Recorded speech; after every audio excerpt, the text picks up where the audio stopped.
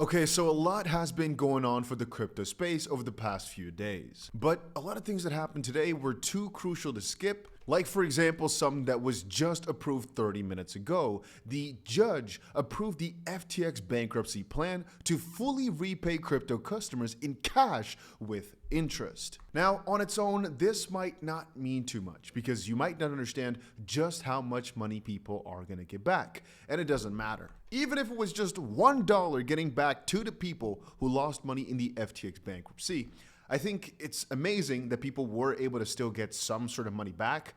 At the end, I think it happens way too often that all the money is lost somewhere in the funnel. So the fact they'll really fully be repaid is quite peculiar. Anyway, this does not mean everybody's going to see their money tomorrow, but it does mean this will most likely allow for a lot of people to get themselves a juicy sum of cash. Understandable. Okay. And then they can put that cash into the crypto space again because, well, they thought they had lost it. So, yeah, that's my thoughts on the matter. Regardless, though, I don't really want to bore you too much with some of those parts that are going on. I could sit here talk for a long time about one of the new documentaries that's coming out on HBO. Breaking news. The HBO documentary says Satoshi Nakamoto is at him back. I don't think so. I don't think it's him. It doesn't really make sense. So I think it's just wrong, but hey, that's what's going on. Or this, Robinhood chief legal officer seen as leading contender for the SEC chair if Trump wins. Could be pretty cool. Let's be realistic here. Gary Gensler's got to go, and the question could really be who would replace him. Mark Cuban wants to get on that spot, but if it's the Robinhood chief legal officer, I wouldn't be against that, and I don't think you would be either. I personally think it would be extremely bullish for crypto if he's a real serious contender, if he really gets put up there. Could be huge. Regardless, let me not distract you, though, from what exactly is going on in the crypto space right now. One of the things is that many of our altcoins are flourishing again. SUI is back. It was like 48 cents a month and a bit ago. I think 1 month and a few days ago. I think, right? Maybe it was 2 months ago, but let's just say a month and a bit ago. Let's just say 2 months ago. It was at 48 cents. Right now it's at $2.11. One of the craziest gainers in a long time. Just take a look at these percentages here. Nairo, I think the Cabal one, or is this the, I'm not even sure which of the Nairos. Anyway, this coin is up 40% or so in a day, going absolutely crazy. Mu is up 26%, FTT up 18% today. Matter of fact, it's up 40% in an hour since the news of the FTX bankruptcy repayment plan got pulled through. And it's kind of funny. I've been holding FTT for a while. I bought some more maybe a month or two ago, something like that. And it's kind of funny how some of the positive news has been pulling through. If only I bought more, huh? Because I really wasn't committing much to it. It's just for fun. I think a lot of you guys might have it too. That sometimes I've got a couple extra bucks in my account. And this can be significant sums of money, actually. But I just look at them like, where am I going to throw this at today? And sometimes it's meme coins if it's on a wallet like MetaMask, etc. But if it's on my exchange, most of the time, like, what do I put it into? And it happened to be FTT. Fully expecting it to just keep going down, actually. But it has done pretty well over the past month or so, going from roughly $1.30 to $3 here, up 150% over the year, which again is kind of funny. Yes, I know it was worth a lot more a while back. Here it was freaking $72, and now it's only like $3. But still, relatively, it's done pretty well for itself. Regardless, let's quickly take a look at the weekly biggest gainers. We've got FTT being the number one. I guess all happening over the past hour or so. Then Nairo, then Popcat, then Mu, then Sui, then Mantra. Wow, Mantra is also at $1.42. Ooh. You guys might know, you guys might not know, but Mantra is one of my bigger holdings, actually. I made a couple of really bullish videos on it a while back, I think at like 80 or so cents. And I think like half a year ago at like 20 something cents. Because Mantra is one of those coins that's just been, ever since I bought in once, it's only been going up. It's never really seen any bearish activity. Yeah, we can say that going from, let's see, $1.40 to 85 cents or so was bad, but probably this was in a time where Bitcoin also had some significant negative price action. Bitcoin's lowest price was, I believe, on the 5th of August, right? I think I remember being in Spain and saw Bitcoin just absolutely crashing. That's actually when I got liquidated on one of my trades, I think my Solana trade at the time, which was not so fun to witness. Regardless, then we saw another dip somewhere I don't remember exactly the date, somewhere over in September. So it's kind of logical. Altcoins saw a pretty big dip here. Regardless though, if you had bought in, and unfortunately it was not that early, it was not here in the 2 cents range where I bought into this. But if you've been here for a little while, could have, or even if you look at it right now, you can see it's only been going up all this time. And actually a lot of those coins that we know and loved in the previous run are right now also absolutely destroying it. Just taking a look again at the monthly gainers. Here, for example, 𝗬, I think it was $270 or so, just not too long ago. Right now, trading again above $618. Like I just told you guys, 𝗬 was trading at like 40 cents or so. Right now, also trading above $2 yet again. 𝗬, I really told every single person to stack up on 𝗬 because I know the guys behind, behind some of the pushes, at least I can call it. And they basically say they really want to get this one to the freaking moon. And that's always a funny thing when I think about it. It's like, people always tell me this though, right? That's a problem that a lot of you guys don't know about.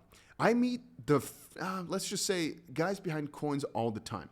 But the thing is, you can never really trust those people. First of all, none of them will ever tell you that they're going to sell because why would they? It's not in their best interest to make you afraid. These people are not honest about their coin. They will always say it's going to keep pumping and do well. The thing is though, with some people, you kind of get a gauge of how far they want to take things. Let me reiterate and say, sometimes just know people have really huge plans, and sometimes you understand and you notice, these people just want to kind of get a quick cash grab. You understand with experience. And I don't know, I'm not trying to push it towards you now because it's actually double from the last time I talked about it in a video. But at the time, it was a pretty good pickup and would have doubled the money in a very, very short amount of time. I guess, yeah, also the span of a month. Again, Phantom, I've been telling you guys to buy up as much as you can at 42 cents and lower. Would have also been pretty good. Mantra is one of my best ones. 𝗵𝗲 is one of my best ones. I think 𝗵𝗲 might be the biggest play of the season. It's not even my biggest holding. I'm going to be completely open with you.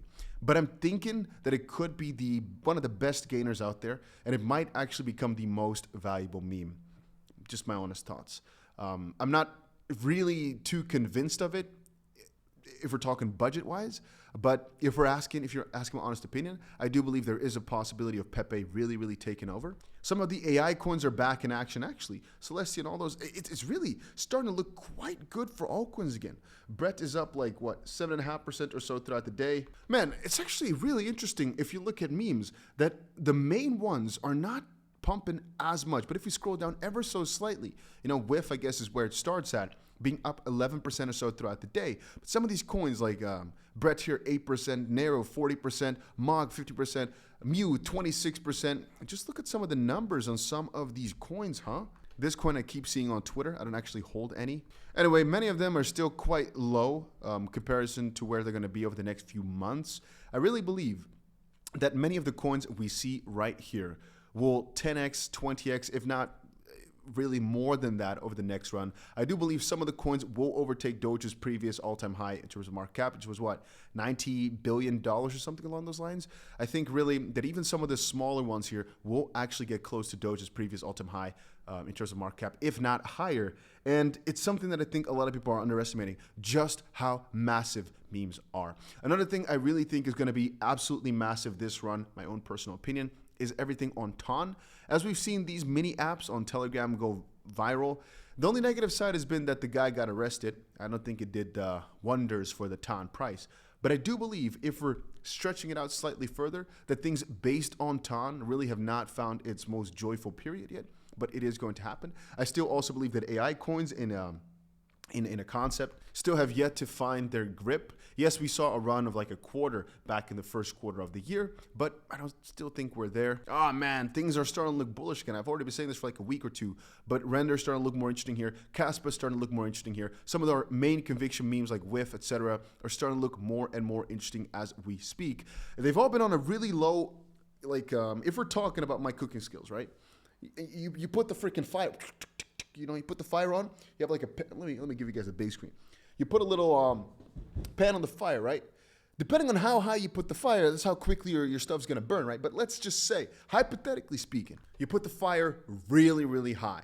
Well, if it's that good or that bad, it depends on whatever's in the pan. It depends on, or the opposite way around, whatever you've got in your pan, how good is it gonna cook? Or how well is it gonna be? Well, it depends on how high the fire is, right? It's both work, basically. What I meant to say with all that is, I don't know why I pick up these examples sometimes. Maybe my mind just works a bit strange. But my point being that it's not really about the coins you pick. Trust me when I say, you can pick the most dumb coin and be fine. It's all about either timing or circumstances, both basically being the same thing. If you just get in at the right time, or matter of fact, if you stay throughout the bad time, it doesn't matter when you get in, it just matters how long you're able to stay for and commit in a better period, which means that you don't give up, but you just actually kind of give it the extra push when things are looking good. It's quite easy to do well. And it's, for the most part, people that fail by how? I've seen it all the time, guys. I've been making these videos 8 years in a row. I've seen hundreds of thousands of people come and go. Millions of people probably come and go. The most obvious reason people fail is that they get in at the end of a run, notice their money going down for a while, and they give up. When do they get back in? Well, when, again, we're almost at the end or the end of a run, and again, they repeat the same cycle. Because the moment that things start going down, they're like, oh, my money's going down. I don't want to see that. This is all bull crap. And then once things start really going down hard, they're like, see, I was right. Sold it all off. Took a loss, but I sold it. It's going to zero. When it starts going back up, they distrust it because they saw things going down so much. It's only once it's up that much again that they're like, you know what? I'm going to give it another try, at which point things will start falling again because, again, they are hesitant. How can we get over this? What is the better strategy? To basically keep it up. Because, again, if you're watching these videos, I expect you to believe in the crypto space. And if you do, well, then also a couple of things I think are just a given. One is that Bitcoin will keep going up over time. And a second is that almost any altcoin here will make you more gains than Bitcoin with a slightly heightened risk. And so one of the best strategies, not financial advice, but my own personal opinion, is to just kind of diversify into all these different pots, depending on whatever you personally feel like in terms of risk profile. Again, if you want a lower risk profile, you stick to some of the top coins, your Ethereum, your Solana, some of the ones at the top. If you want to go riskier, you go lower down the ranking.